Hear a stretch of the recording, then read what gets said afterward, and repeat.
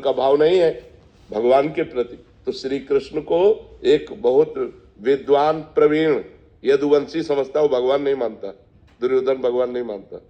जब भगवान ने विराट रूप दिखाया तो बंदी बनाने की कोशिश की। वो भगवान को मनुष्य मानता रहा, कभी भगवान नहीं माना। तो बात समझ में आए? ये जो तीर्थ बने हैं ये पावर है, अध्यात्म के पावर है। जैसे गंगा जी नहा के आप देखो कैसा लगता है, एकदम सरल, लेकिन नियमानुसार। अब गए कुल्ला कर रहे हो, थूक रहे हो और मल रहे हो, साबुन लगा रहे हो, कोई अनुभव नहीं होगा।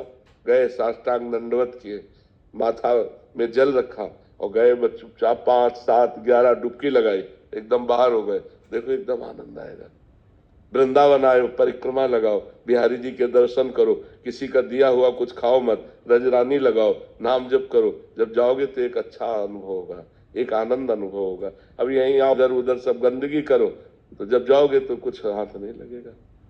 ये परम पवित्र स्थान बनाए गए हैं कि हमको अध्यात्म का सहयोग मिले, हमारे जो गलतियां हो गई, पाप हो गए, वो नष्ट हो जाए। भगवान सर्वत्र है, पर जैसे दूध में सर्वत्र घी है, दूध से काम नहीं चल सकता, उसका प्रक्रिया। तो ऐसे प्रक्रिया का मतलब साधना। तो साधना का प्रारंभ करने के लिए हमें जो पवित्रता चाहिए, वो गंगा है, काशी है, जो बड़े बड़े तीर्थ है, इनमें इसीलिए जाया जाता है कि हम गृहस्थ हैं, हमसे कोई ना कोई पाप बन जाते हैं। तो इन तीर्थों में जाने से हमारे पाप नष्ट होते हैं, हमारे पुण्य बनते हैं, हमारा हृदय पवित्र होता है। अवश्य जाना चाहिए, पर जिस पद्धति से रहना उसी पद्धति से रहना।